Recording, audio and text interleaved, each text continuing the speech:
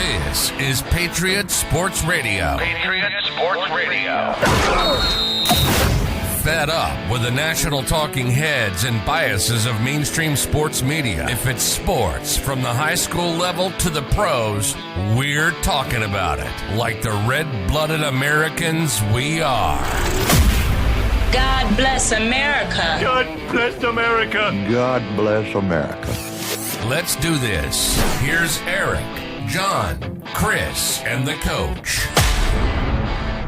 Welcome back, my friends. If you're new, then welcome in. It's Patriot Sports Radio. My name is Eric. I am your host. Chris is over there turning knobs. Coach is down there in Oklahoma. And this evening, we have a very special guest. This man in high school was 6'5", 270. He's played in the Liga Nacional de Futebol Americano in Brazil. They play all 5 positions on the line down there. And by the way, they run routes. So he can do that. He played in the Arena League. He played in the Spring League for the Jousters, who made it all the way to the Mega Bowl. So he's accomplished in football. This man could deadlift 500 pounds like he's picking up the groceries. He probably speaks multiple languages, but quit is not in his vocabulary. Shaq Wallen, welcome to the show. How you guys doing? Thank you for having me. It's been a pleasure, guys. Been a pleasure. Appreciate it. We're excited to talk to you. Once I read up on you and I learned about you bouncing around all over the place, I'm like, man, this guy loves ball. That's who we like to talk to. So kind of walk us through the order in which you played it, you bounced around in all these places before we get into them specifically. Got it. So after college, I was working out down in Tampa, before the draft and everything. You never know what's going to happen. Coming out of a small school, people get shots in mini camp. People get shots, for, through connections. So, I was just staying in shape, working out.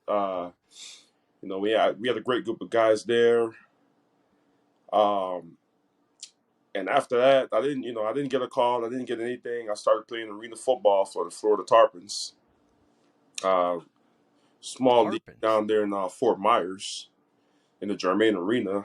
That was it's a pretty spread out place. But, man, they made some noise. First game, I started it versus Missouri. We didn't win that game, but, that's rabid fans, huh? That's how it goes. Orderly after that, I signed to play with the Maine Mammoths after that. You only play for teams with cool mascots, the Tarpons, the Mammoth, Pioneers. Man, I don't know what it is. I just it's a good atmosphere there, and I feel like that's kind of what draws me to the place. Good coaching, good atmosphere. Came to Maine, ended up playing here. I got released, signed to the Lehigh Valley Steelhawks. Went down there, finished out the season with them. Went to play in Brazil for the rest of the year after that. The next season, signed to play for the Sioux Falls Storm, South Dakota, baby. I love it. Ever been. That's some cold. That's a different kind of cold. We're in Wisconsin, and it's a different kind of cold. Man, yeah, up north is and the snow gets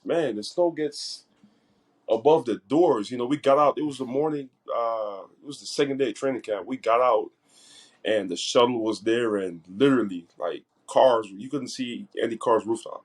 It was.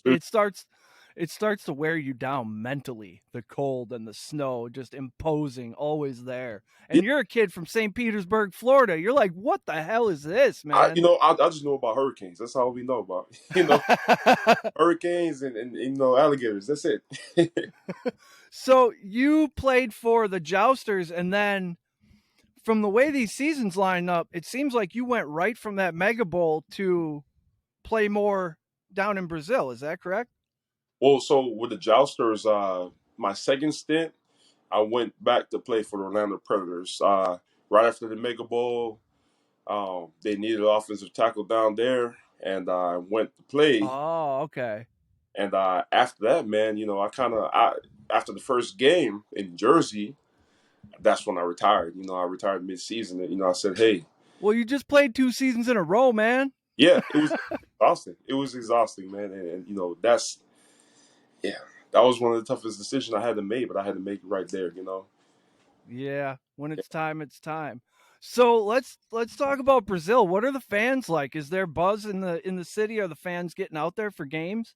The fans, I just learned when we booked you for the show that there was football in Brazil. so the fans, man, football is something like so new to them. It's like everybody coming around and you're like, ooh, like what's helmets? What's that? This ain't soccer. It's not soccer, but they're so fascinated by it. They all come out. They look at it like it's big time. They love it down there. So the fans come out, the kids come out. They don't have it in high school or anything like that, but I think some colleges have it there, and they just have their pro league, and that's about it. But it's a growing sport there. More. How many teams in that pro league?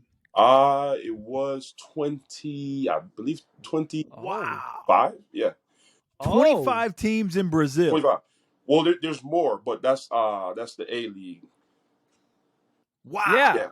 Yeah. So there's let me get this right. There's 25 teams that your team would play against in Brazil. Yeah. Yep. Wow. I believe there's an AFL and then there's Division 1. Yeah. You want to talk about some high stakes gambling, Eric? You need to get in on some Brazilian football, man. That is awesome. That is good. Well, Brazil is such a big country that man, you could have football anywhere. Like just one place, São Paulo, which is the capital of Brazil. You got Rio de Janeiro, Fortaleza, Sorriso, which is the state I was living in Brazil at the time. That's considered the Texas of Brazil. Okay. And that was the biggest state, right at the border of Peru. So how do they find you? What is the process of getting Shaq Wallen from the Orlando team to the Brazil team? Do they find you on some kind of database, or do you contact them? So they actually, it's a funny story. I love a funny story. I got Shaq. a message, man. I got a message from one of my, from this guy I knew, Dion. So Dion played in Brazil with me. And he's like, hey, man, we need an offensive tackle. I need you to come down there. I need you to come down there ASAP. The coach is going to give you a call, blah, blah, blah. I said,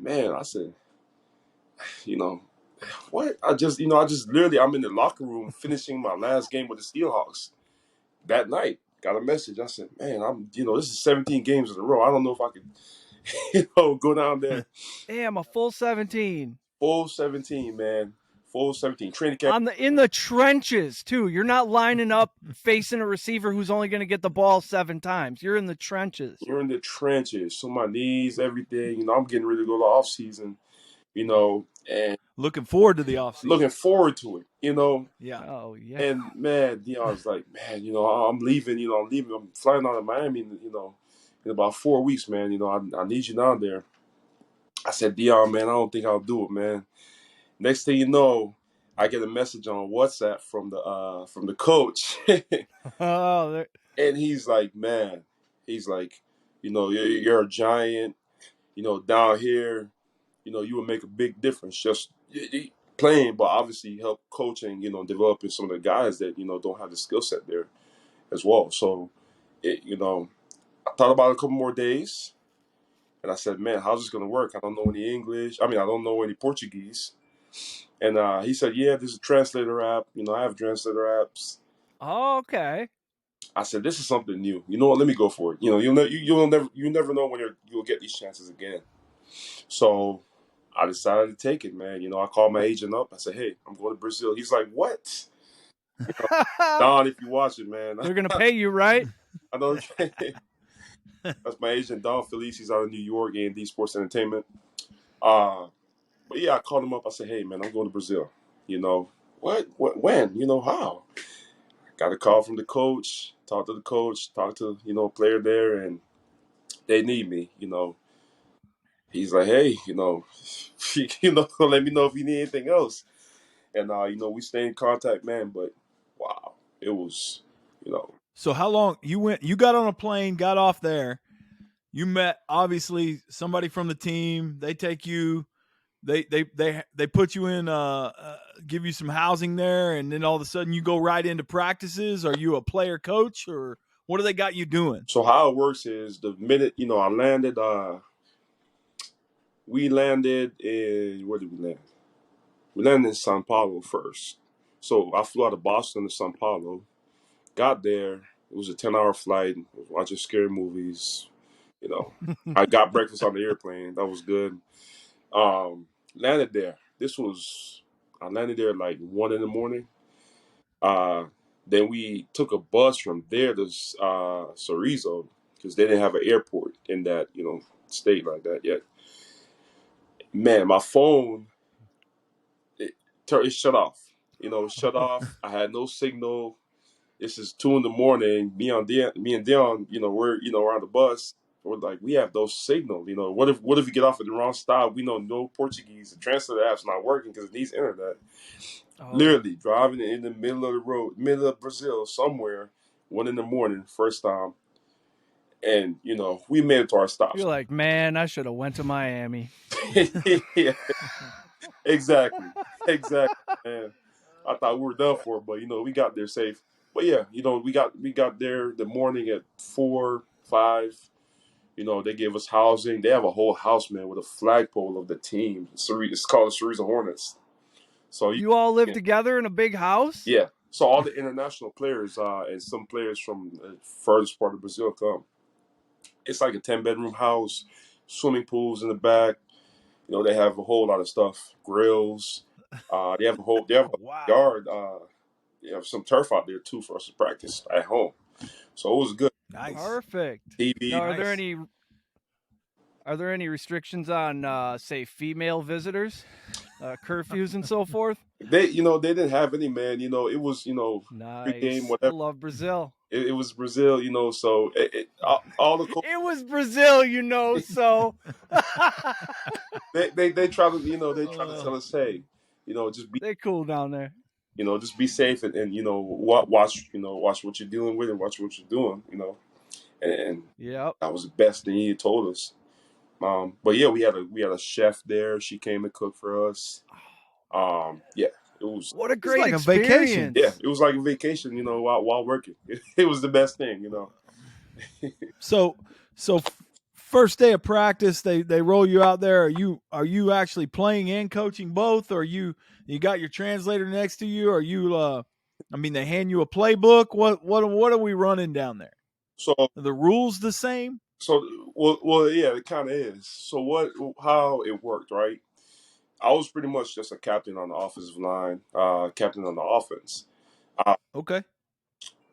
I brought some different, you know, workouts for the offensive line to do, some different techniques for them to do, and you know. Oh, player coach, yeah. You know, kind of like a Malcolm Jenkins type of guy. You know, he goes back there as a quarterback of, you know, defense. Yeah. You know, being a quarterback on the offensive line, and you know, Dion being the quarterback of the receivers.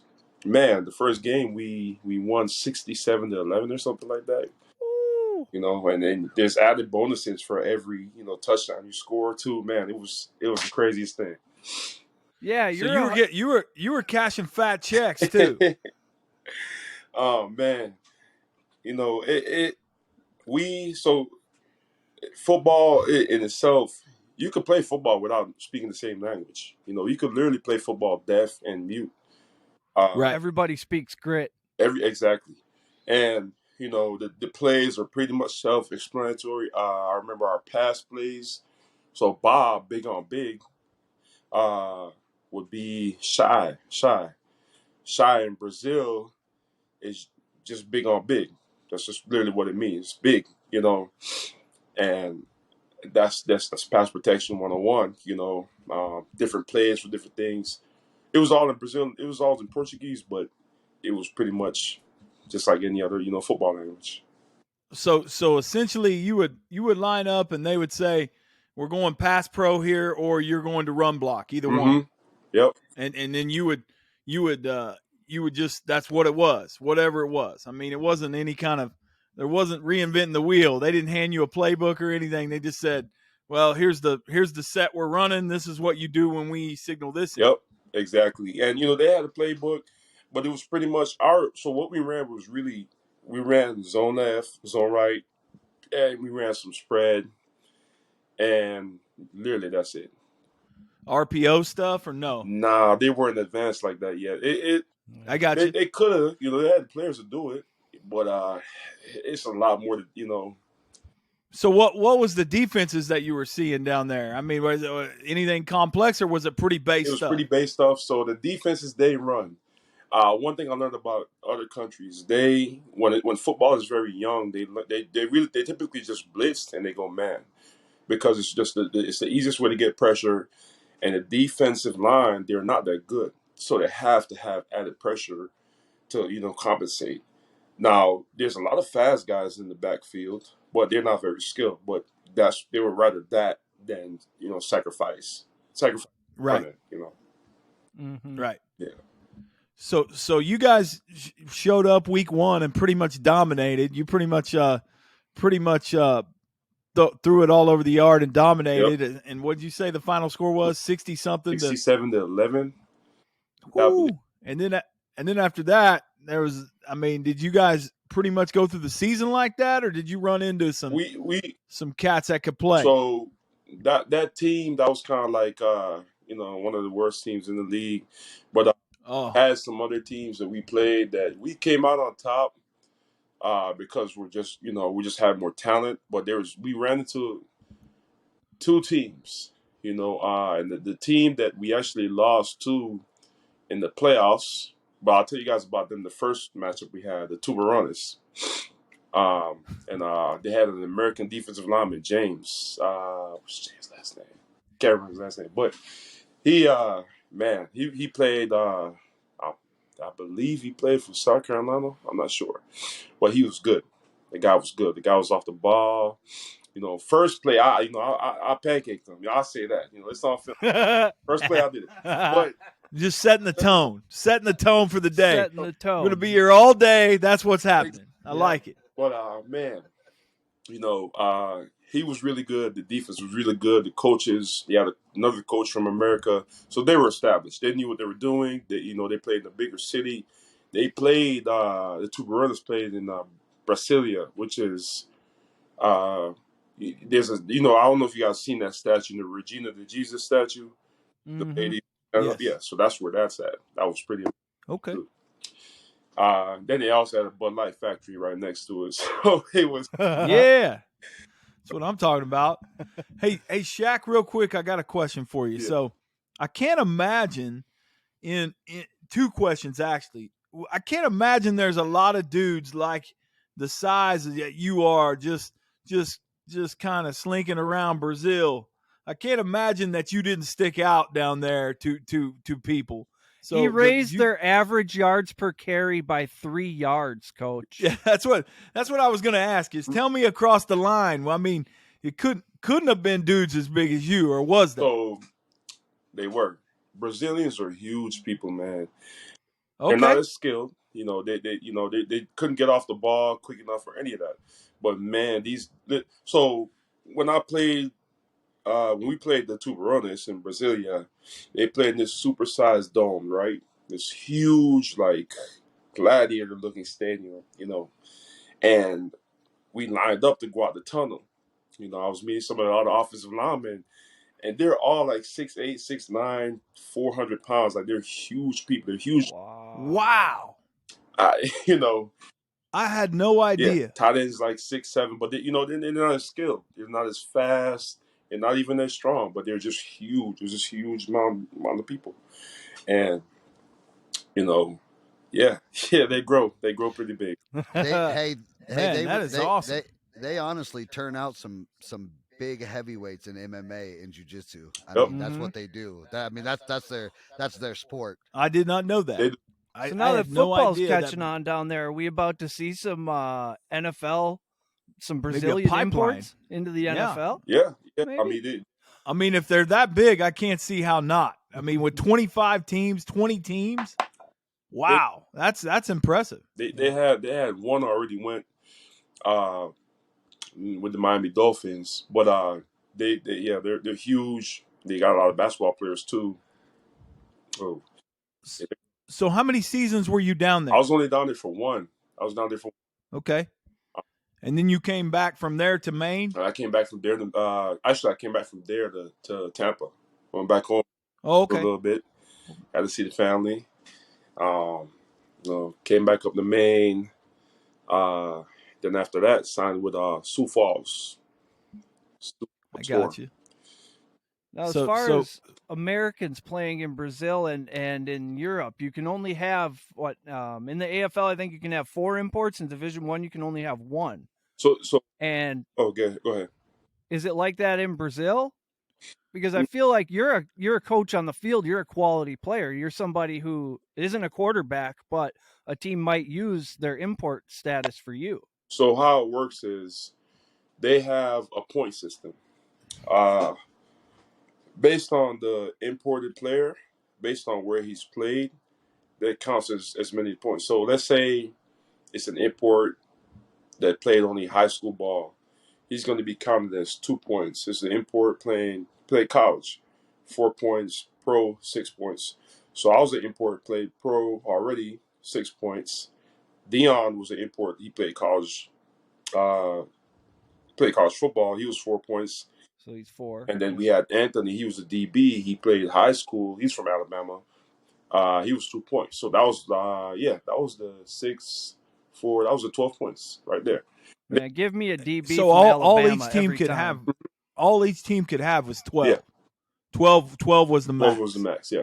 So what some teams will do is they would try to get a quarterback, from a college, which is 4. They would try to get as many pro players as they can, from any league.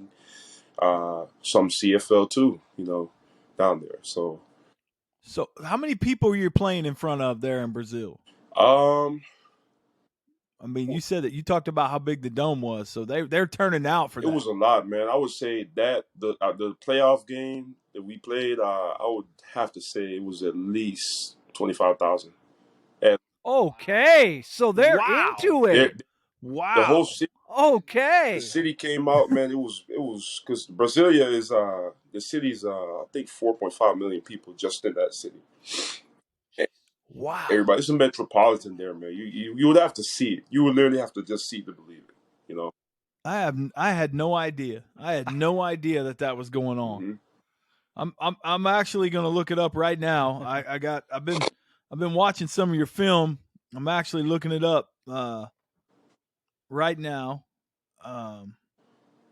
Man, now, just having met you for 20 minutes, I could tell you're a humble guy. You're a very polite man. I bet people describe you as a gentle giant who know you. And you talk about you never know what's going to happen and these opportunities. Do you think treating people with respect like that and making friends with everybody that you have an opportunity to make friends with has opened these doors for you? That attitude of you never know what's going to happen, so treat people with respect. Most definitely, they pay dividends in the far run for you and for them. That's just the way I was raised. You have to have integrity. You have to have respect, hard work. And hey, that stuff will get you to the top. That stuff will definitely get you to the top. Absolutely. We just keep getting guests that are right in line with this kind of stuff we love. So it sounds like football caught on down there in Brazil when the NFL started showing primetime games. Mm-hmm. When was that? Early 2000s? Something like that? I believe so, because we had a player on our team who was a coach. He's a coach in our he was one of the strength coaches. But he played in the early Brazilian league, and he started playing 1999. That was the first actual, I think, year they had a league going, And he said, that's, it's been around since then. Did you feel, I guess a better question is, did you have a local or somebody who had been playing there for a few years to sort of give you the ins and outs of the city? How to use public transportation, what stores to go to, all that stuff, because Being in a land where you don't speak the language, that's intimidating. Yeah, we so they had a few players that were local, and this is their home turf, this is their hometown, and they pretty much showed me everything, and at first I was like, hey, yeah, we got a couple guys who had cars, they're there, but you want to have yours on your own, and that literally didn't even matter, man. Like Brazil is where we lived at. It's the type of place, Chorizo. You have to be on foot, and it's better to be on foot because you get to really see the hidden gems of places like that. You get to see the stores. You get to see what they really eat. You get to smell the food when you walk by. For lunch. You stop at all these places and you experience them on foot. You can't lose. All right. You said food, so at this point, Coach is gonna have to ask you about the food down there. Oh, I was trying to get to the 30-minute mark and let you have all of your time, and then I was just gonna go, hey, take a break. I got this. We're gonna put it on autopilot here. I'm gonna talk big man to big man here. I'm not quite as big as you, but I can tell you, I started out a little guy and I keep growing. So I started out the size of a defensive back, and now I'm about a guard size, a good solid high school guard. So anyhow, man, I love talking food. So first off, I gotta say, you're in Maine. I gotta know, how's the lobster in Maine? I hear about it, I see about it. I've always wanted to try it. Tell me, it's on my bucket list. Tell me how the lobster is in Maine. Coach, I gotta disappoint you, man. I'm actually allergic to shellfish. But from Oh, what I've heard, it's a good part that it's the best. It's the best. People oh, time for man. lobster. You know. So what's your go-to up there in Maine? What is the if you're going to eat, what are you hitting? What's a big man like you putting down on a Friday night? Oh man, I'm hitting this place, called Jimmy the Grease. It's right here on the beach. Also, uh, you know, they have a lot of different stuff from a lot of different cultures, but the thing I like from Jimmy the Grease, man, is their ribs there, and then they have euros.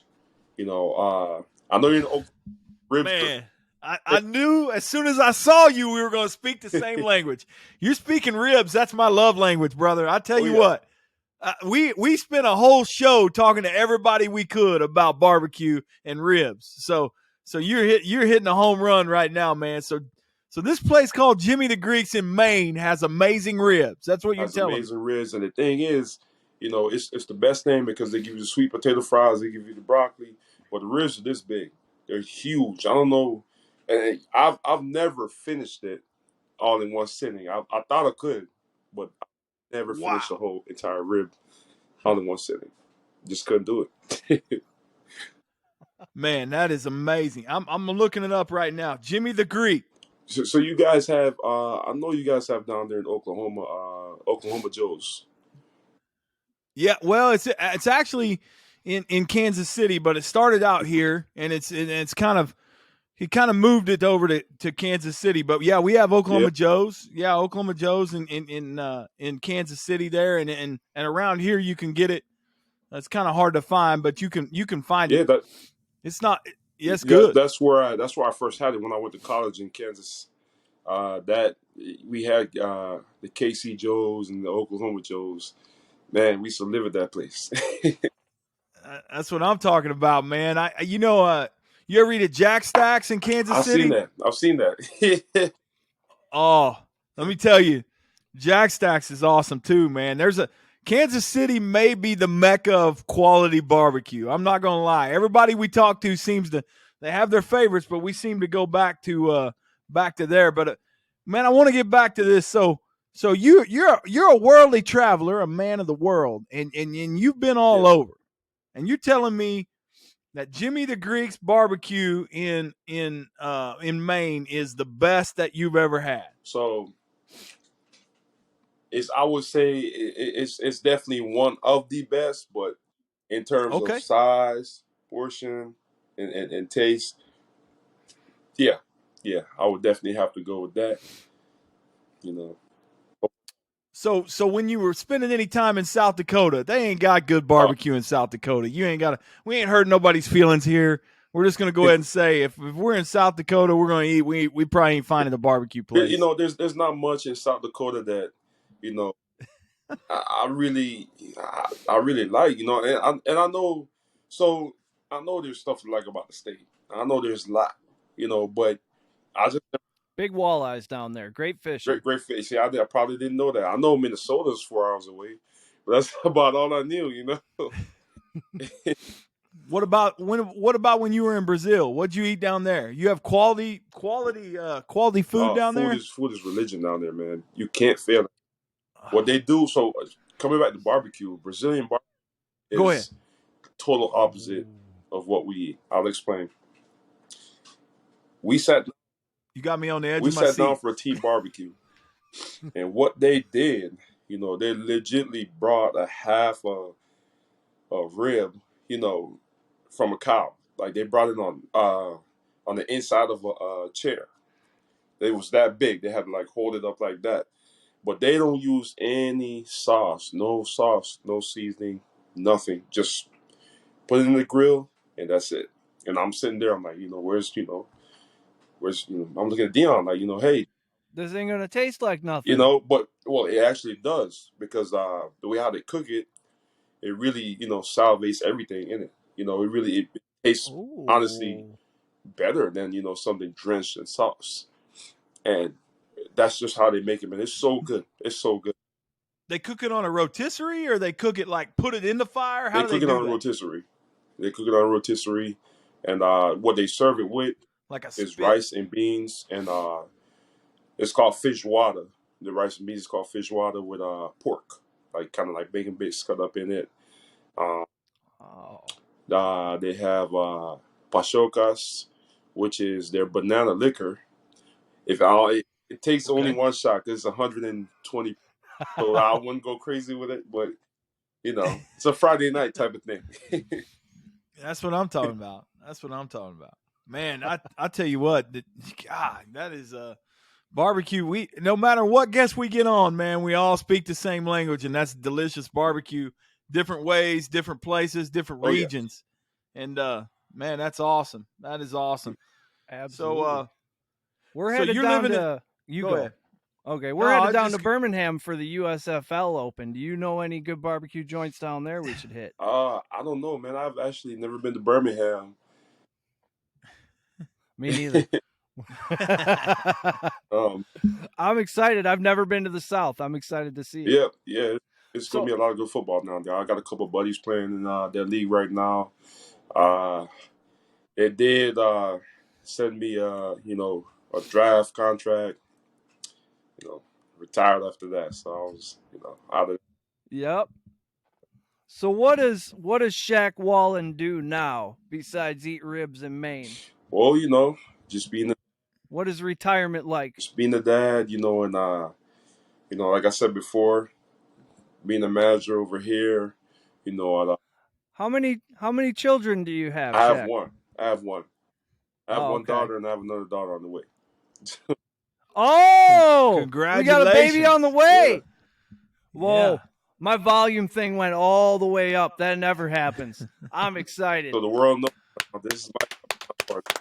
Hey, that is awesome! Congratulations to the Wallen family. Do we know if it's a boy or girl yet? It's a girl. Ah, got two girls. Drive me crazy now. So. Oh, you're outnumbered now, I'm man. outnumbered. Yep, we're all girl dads too. We know the struggle. I've watched YouTube to learn how to braid before. I've been there. Oh, it's a deal. Yeah, roller coaster. It's a roller coaster. You got to be patient with it, but man. How old's your oldest daughter? She's 2. She's 2.5. Oh man, woo! You're gonna be busy. You're a busy man. You're gonna have your hands full. It's the toughest thing, man. But you know, it teaches you patience, teaches you how to grow. You know, it keeps you in line. You know, it just keeps you focused. You know. Yep. Absolutely. Yep. You're not allowed to call in sick for this job. Oh no. Yep. They're the sick ones, you know. But no. Yep. They're the boss. That's why Tom Brady went back to football. He couldn't hack it. He couldn't do what we do, Oh yeah, Shaq. I saw that. I saw that coming, man. You know, there's no I way, saw that coming. and you know, it was burning inside of him. You know, to get back. You know, it was burning inside of him. No. It was, you know. So you have the same feelings, or you glad to see it in the rear view and moving on to bigger and brighter things? What's the future look like for Shaq Man, Wallen? I'm glad to definitely see it. You know, in the rear view. You know, I've had my run. You know, and I felt like this was time, especially playing where I played. You know, I felt like I've had a journey. You know, I feel like I've done it all. You know, with no regrets.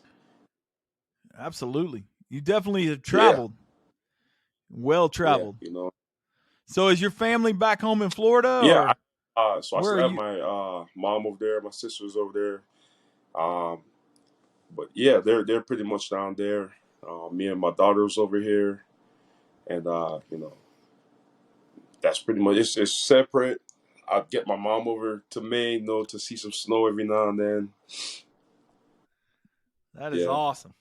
So is Maine that where the home base is for the Wallen family? Is that where you set up camp? That's where you're gonna be.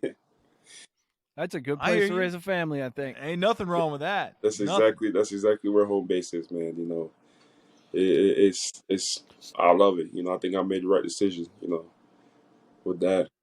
Absolutely. Hey, yeah. Absolutely. So since now that you're retired and come September, does the Wallen family hit the couch on a Sunday and watch some football? You watch Red Zone, and are you a fan, or do you not watch much? No, I definitely do. We definitely do. You know, we're divided in this household because, I like the Chiefs. Playing college football. Yeah, KC. And they like the Patriots. So Oh, it's literally, we clash. Football season, we don't speak. We don't talk to each other. Got to be a lot of Patriots fans up there, isn't there? Oh man, they over a ton of Patriots fans. And they you can't tell them anything. You can't tell them anything. They're passionate. That's that. Hey, you know what? That translates all the way from Maine to California. You can't tell them anything. Absolutely. We got a buddy of ours, Keith Luke, who's a big Patriots. There's Pats fans in California. All the way. Man. Oh yeah. Absolutely. That bandwagon has been all over. Oh yeah. Yeah, it's well traveled. What part of California is he at? Oh, he's talking about Keith Luke here in Oklahoma. He's in Oklahoma. No, I'm just saying all the way to California. Those Pats fans are everywhere. Once you win one Super Bowl, then Tom wins another. Then he marries a supermodel and flicks his hair. Now they're everywhere. That's very California. Yeah. No, I mean I played junior college football. I played JUCO football in Northern California. My first year. Where at? Merced. Yeah. You ever see that show Last Chance U, Laney? Absolutely. Yes. Yeah. So we played them. I think they beat us that year. Yeah. Yeah, they beat us that year. That's a gritty team. Yeah. And then we have Reedley. That's where Josh Allen was at the year before. He was there the year before, after I left JUCO. So yeah, that was California JUCO system, man. It's something to experience. There's some ballers out there. Yeah. You should probably. So what's your predictions this year with the NFL? Who do you like? I love the Chiefs, but I don't see it this year. I would just have to You replaced Tyreek with MVS. you know what? That would have. The thing is, it's almost like living off, past success. I love Tyreek, but I feel like now's the time for him to get paid and for to a younger, better receiver. I don't think it would have made that much of a difference. Getting two solid outside, having Kelsey, and having two solid backs. I think that's what we really needed. And yeah, a run game to complement Kelsey, bring those linebackers down, let him work a little bit. I think now was the time to let Tyreek walk. He's 28, I believe. and he's a speed guy. I mean, once that speed goes, he might be in trouble. He might just be a slot Yeah. guy. Oh, You get MVS down there, and if he can get his hands on the ball, like he had a little trouble catching the ball up here, but he was plenty fast. So, I mean, it ain't like Mahomes is going to overthrow his yeah. ass. Well, hopefully Tyreek can get the ball thrown to him down in Miami because we all know. Yeah, that's what I'm saying. So as an O lineman, Shaq, if you had all 32 teams, their quarterbacks. What's your style? Who would you like to line up in front of? What team would you be your dream quarterback to have Dream behind you quarterback. today? You like a stay in the pocket guy or a I creative guy? like a creative guy because so having a creative guy, it gets all the offensive linemen ready for game day. You love when a guy can improv in the pocket. Mahomes, Allen, Jack. Wilson. You love when you have those type of quarterbacks because it's going to be fun every game that they're going to be looking out for you. You're going to be looking out for them. So I love improvised quarterbacks. Love it. Is Man, that why? that Oh, you go. Sorry. I was saying that's a great answer because I was curious on as an O lineman if it's kind of like you're either a Tom Brady, Aaron Rodgers type of I like that stay in the pocket, or you're have fun, get outside, start pulling Baker Mayfield, Kyler Murray type, some of the younger guys, Josh Allen, that tuck it and go. I love getting out of the pocket, man. I love it. I love down the field plays. That's kind of how arena football is too. You get down the field. Yeah, absolutely. Yeah. I guess it is. It's a get it go league. Hey, Shaq, I just had one question real quick. Let me jump in here and ask you a question. I noticed on your film, that you played more than one spot. I noticed they had you at guard sometime. They had you at a tackle. They kind of moved you around a bunch. Is there any spot on the O-line that you didn't play? No, I played all five. That's what I thought. I watched different films with different teams, and seems like they would kind of put you where they wanted to be, where they wanted to go. I played some tight end in the spring league also. That 6 lineman coming in, like league. The jumbo set. Yeah. Now, is it pretty standard down in Brazil for the linemen to run routes or like tackle / tight end? It's actually illegal down there. They haven't gotten that far yet, with football. Okay. It's arenas where they run routes. Arena, yeah. Tackle goes out. I caught one in training camp when I was with Jacksonville 2019. It was opening day. We love a big man touchdown, Shaq. Absolutely. Jonathan Bain was my quarterback. I got outside and went up for the street for a seam. I'll never forget the play. It was called Laser 2. Laser straight up the seam. He hit me, touchdown. Man, it was the best thing. It was the best thing ever. Absolutely. Yep.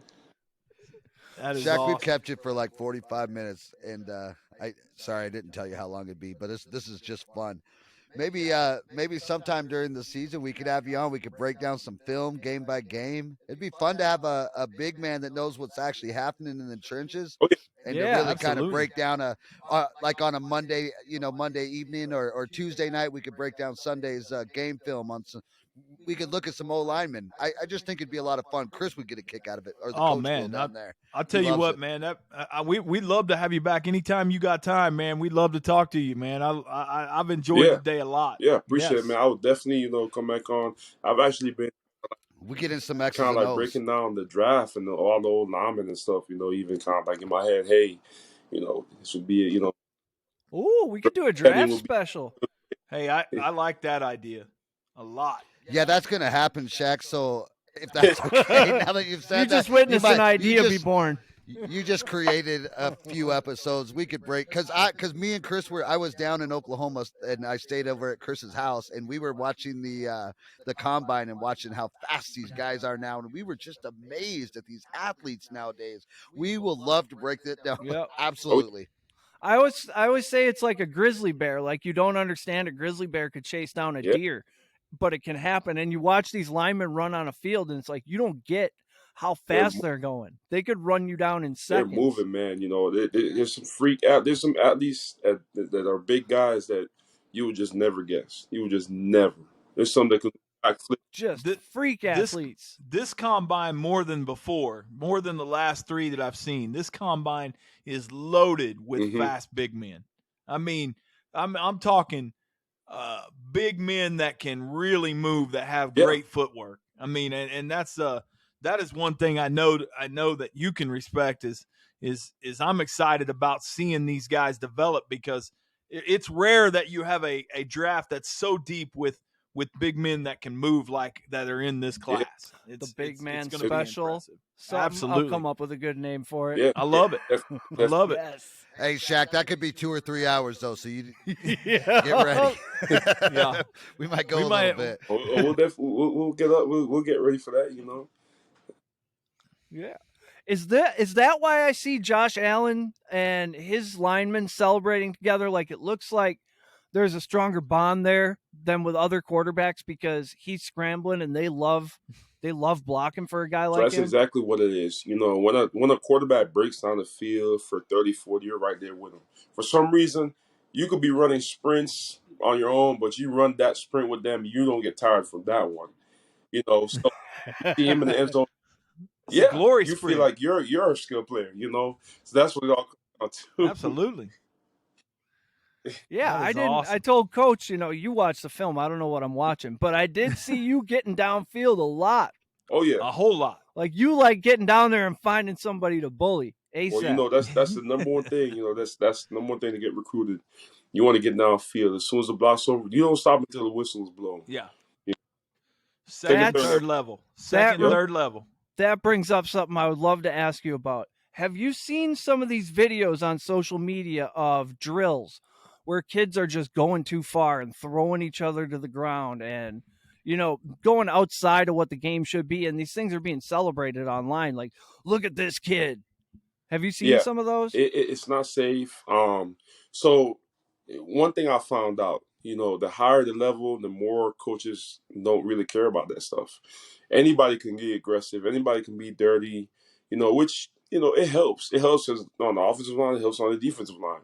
But there's a certain, there's a certain way you want to Be nasty, but don't be dirty. Be nasty, but don't be dirty. There's a certain way that all 5 of you guys, offensive line is a unit. You want to all block the right way. If somebody's on the backside, you're blocking the right way, being aggressive, but being overly aggressive to where it affects the front side of the play, then what good is that, player to the rest of the team, So Yeah. It doesn't help us if you break off a 12-yard run and you get us a 15-yard penalty because you threw the guy on the ground. You didn't prove anything to anybody. Nothing. So that's why a lot of coaches, look at guys like that and they don't even, they skip past in the film, man. It's what they, that's how they do it in the higher levels. Yep.